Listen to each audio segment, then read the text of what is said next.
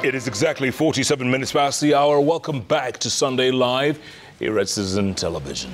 All right, after clocking almost a year and a half in office, the first woman governor of Homa Bay County is gearing for the county's second International Investment Conference from February 27th to the 29th.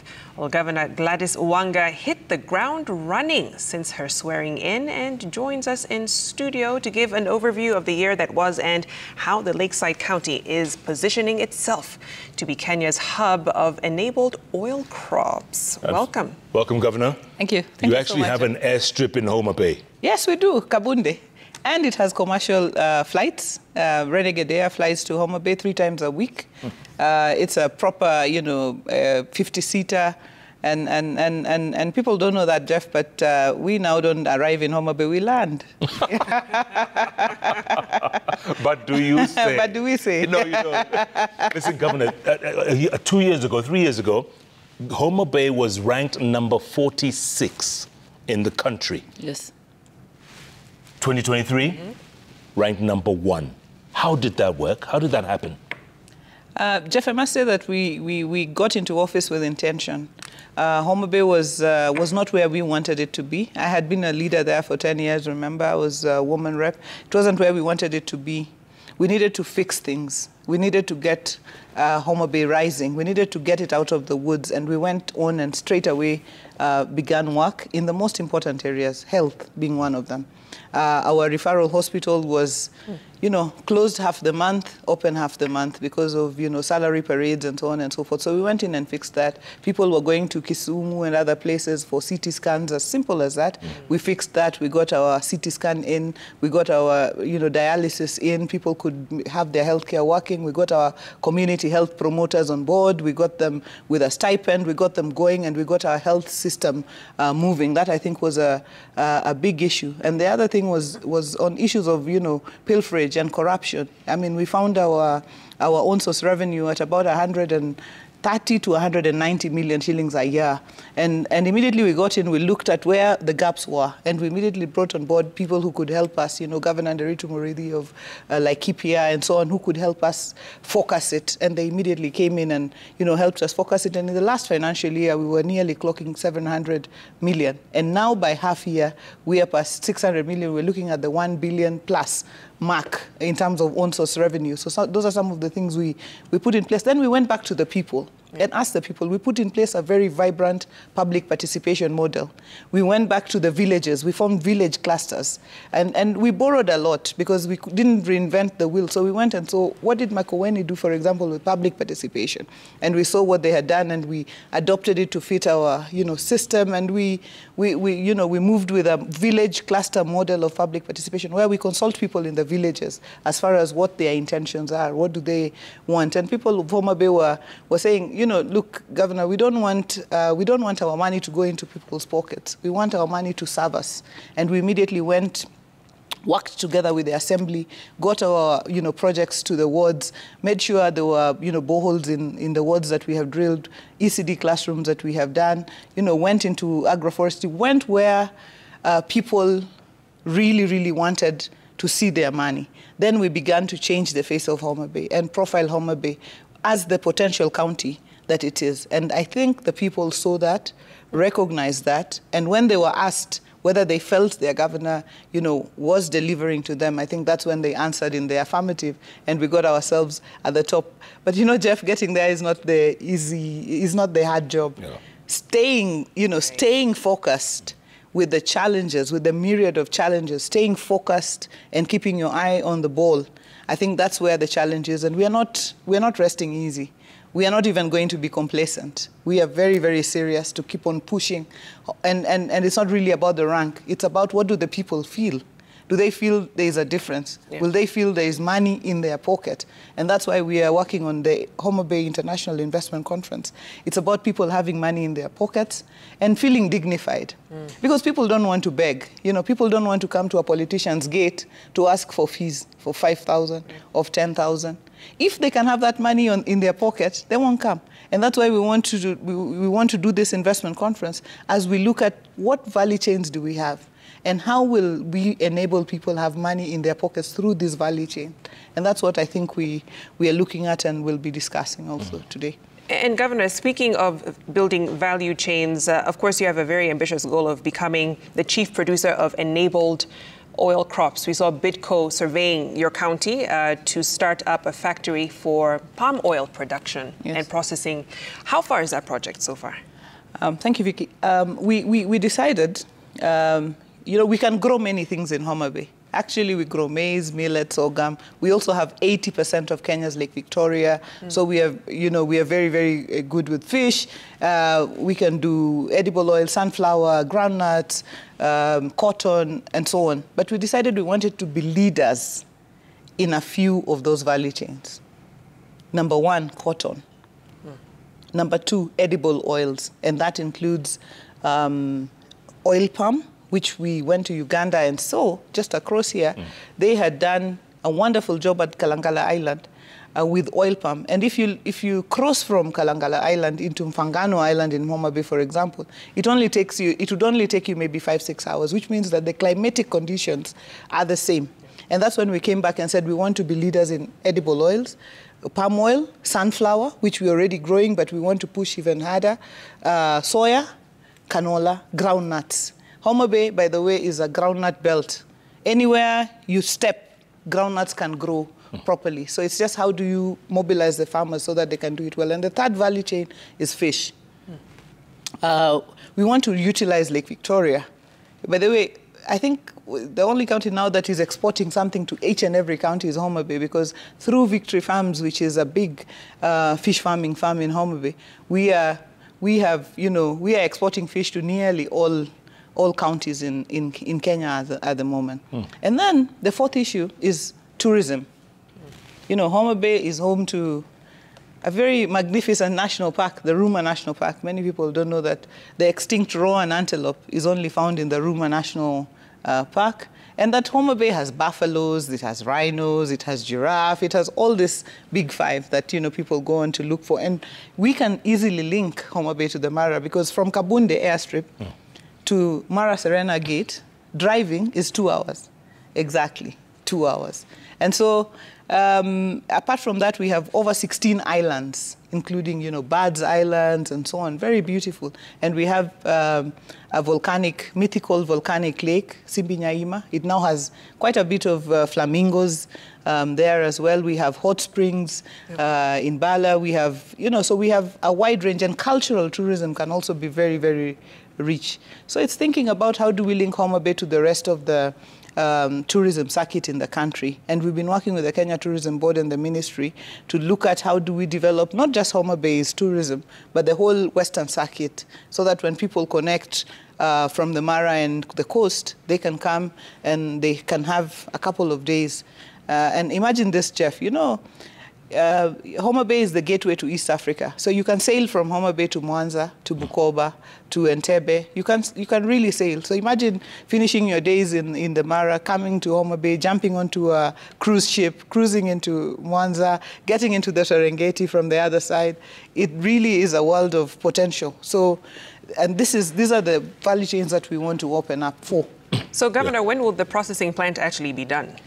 So now what we're doing at the moment with edible oils is looking at the seed, the whole process, tying it up together with the partners. You need several partners. You need who's going to provide the seed, how are we going to get the farmers to go on, who's going to do the extension, then who's going to process the oil, and then who's going to refine it.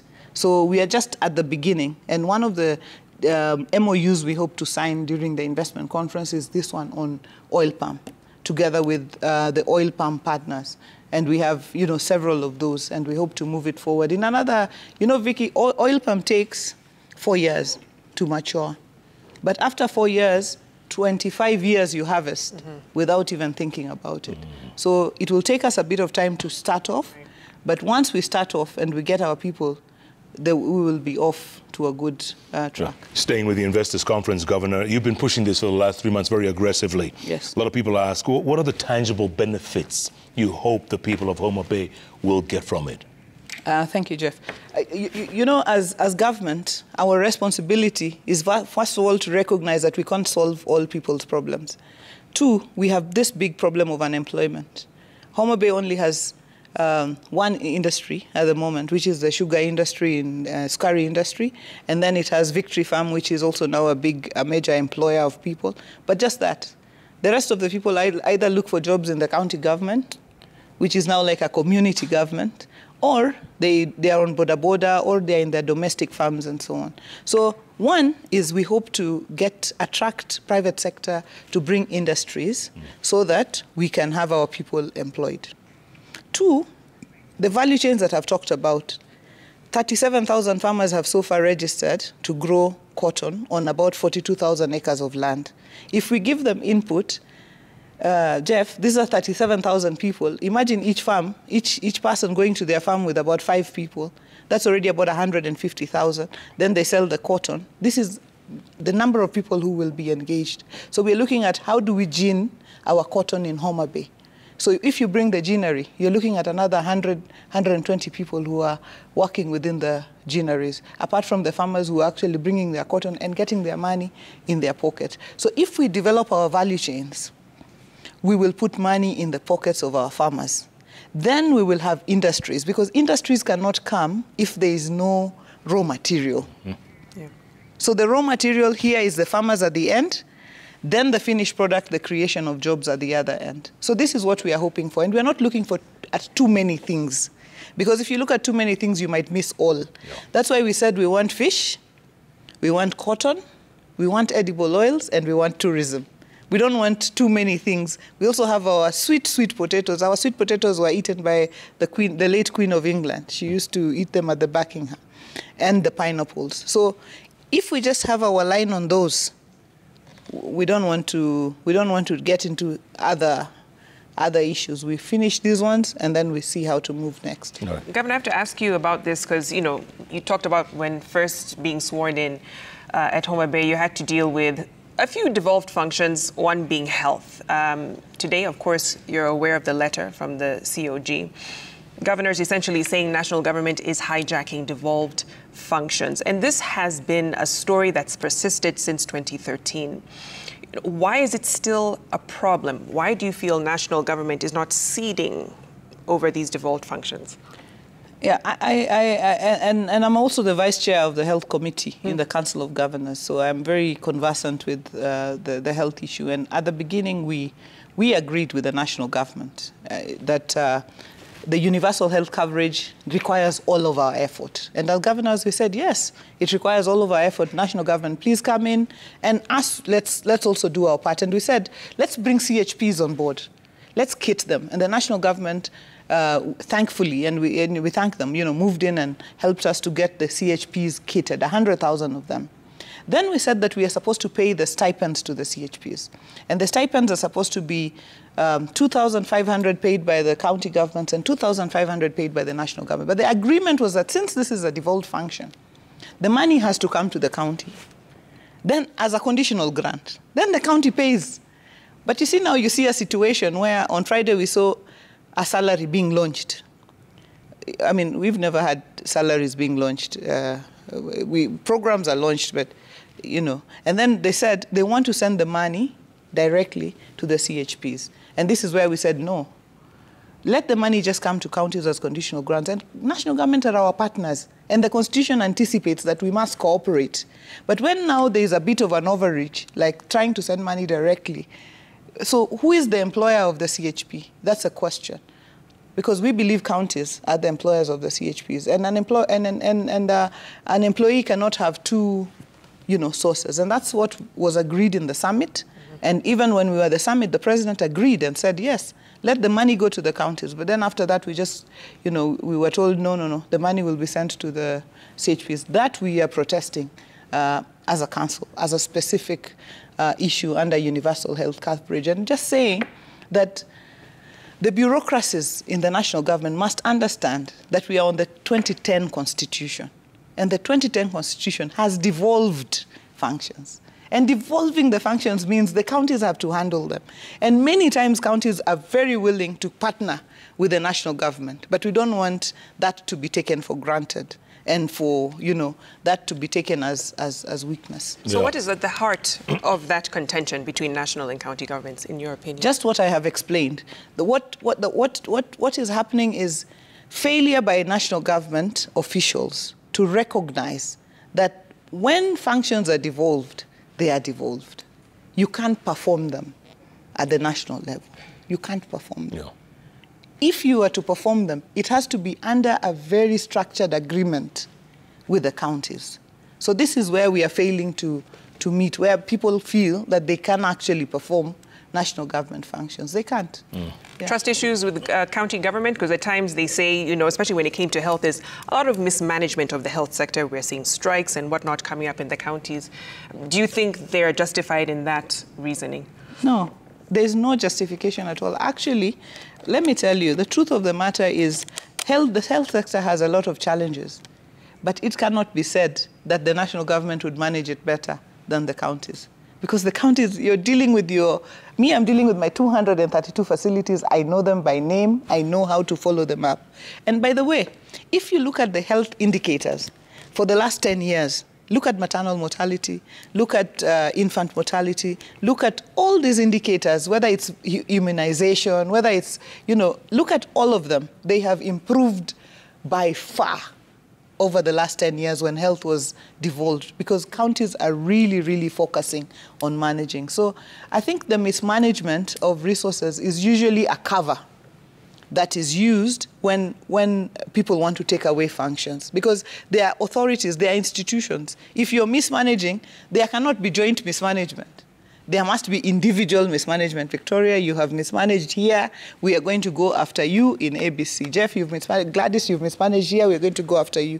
But it cannot be said that, oh, there is general mismanagement. That is just an excuse. Well, specifically to Homa Bay, because you were spared a strike last month, Governor, when KMPDU called off the strike. And, you know, the doctors had legitimate reasons: lack of promotions over the 6 years, non-remittance of statutory deductions for more than 2 years. So, I mean, these are valid reasons as to why they would want to down their tools. So it's not just a general statement. That's more specific to your county. Exactly. And I can respond to that. When you talk about promotions, for example, we came into office and doctors have lagged behind, nurses have lagged behind in terms of promotions.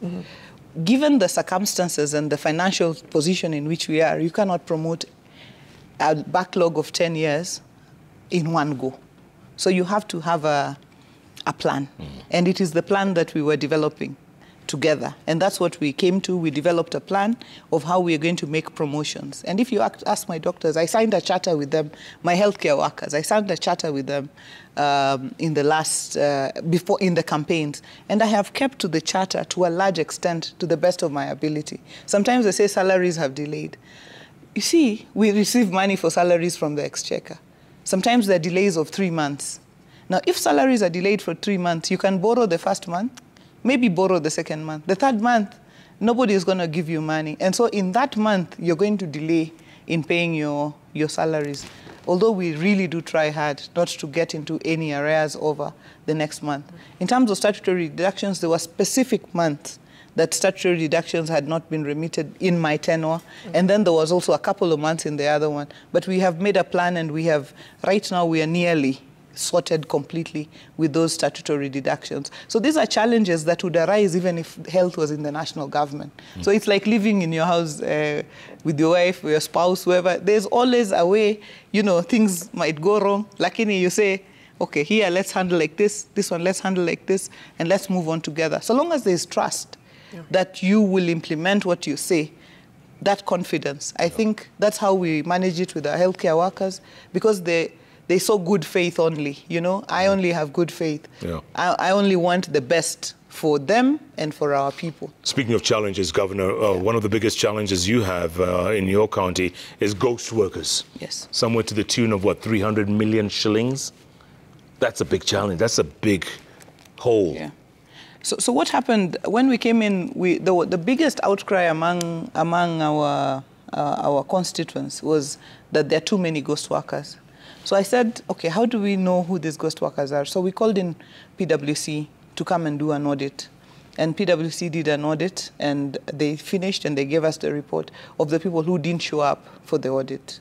So the people who didn't show up, or the people who had no documents, they were presumed to be ghost workers. And we immediately, Jeff, stopped them, and told them, if you didn't show up for the audit, you didn't show up for your thumbprint to be taken, then we can't identify you. You must be a ghost. And so we dealt with that, and we removed them from the payroll. And we continue every day. The payrolls, HR management is a big challenge, within counties, because it requires resources. It requires you to put in place systems. And if it's not been handled well previously, then you have to really start from somewhere to build it up. So we are not where we want to be. But lakini wale ghosts ambao walisemekana, they didn't show up, those ones we have already done away with them. But the challenges persist. So you have to keep on building systems and structures that will outlive us. Yeah. Let's shift gears a bit, Governor, and talk about Raila Odinga's bid for the AU Commission chair. Some people have read into this, feeling that this is a way to push him out of local politics for an extended amount of time. What do you make of this move? First of all, I support the move. I think that Raila is ready. For the AU, he's a Pan-Africanist. He has many friends. He has built networks over the years across Africa. And I really, really do wish him well. And I hope that the region, our region here and the entire continent will support him for this position. Secondly, I just want to disabuse those who imagine that this is a way of pushing Raila out of local politics, or that there is a vacuum. I just want to say, and I was saying a bit earlier, that Addis is 2 hours. You can have breakfast in Nairobi, lunch in Addis, dinner in Mombasa, and the following day be in Kisumu. And therefore, Raila is going to be present. And by the way, those who imagine that he's going to be out of the local political scene, they are misled. And they don't know the man Raila. They are misled. He's going to be present. And us as members of the ODM party, we will continue to defer to him as our leader. So he might not, be in day-to-day politics here, but he will be very, very present, and his influence will be very, very present, and the party will remain strong, and he will be around. So I think some people imagine that he will go to Addis and live there and never be back, or just be away. I think that's a misconception. We wish him, we wish him all the best, but he will be present here. So there's no vacuum. And there's no, let's now start looking who's inheriting what. No. There is no such. And if the AU Charter disallows him from participating in local politics, then what? The AU Charter can disallow him maybe from being a party leader, or I don't know what exactly, to what extent that is. But Raila is an institution in himself. He doesn't have to hold a formal position in any political party for him to have a following, which he has. His following will stay with him. And that is what I know, and that is what I can tell those who think that he can be written off from the local political scene. All right, Governor, thank you for your time and coming in. Yeah, and wish you all the very best of luck at the investment conference, which begins on the 27th. Yes, so we're going to be having the investment conference from the 27th to the 29th, and I'd like to really, really ask Kenyans and investors from every corner to join us on these days, and you can register. We have a website from which registration can be done, hobic.com. Homa Bay International Investment Conference. If you search it, you'll find it. Just register as a participant or as an exhibitor and join us in Homa Bay. Excellent. Thank you. Thank you. Governor Gladys Wanga, thanks very much. I'm really, really happy to see you, Jeff. Good to see you. You guys don't grow old. You just look good. It's us. You've left us in the village, but you guys look Next time you come, can you bring us some fish, please? Yes, and omena. Omena. Yes, thank you, Governor. Yeah, thank you very much. Governor Gladys Wanga, Homa Bay, first woman governor of Homa Bay County. That's right.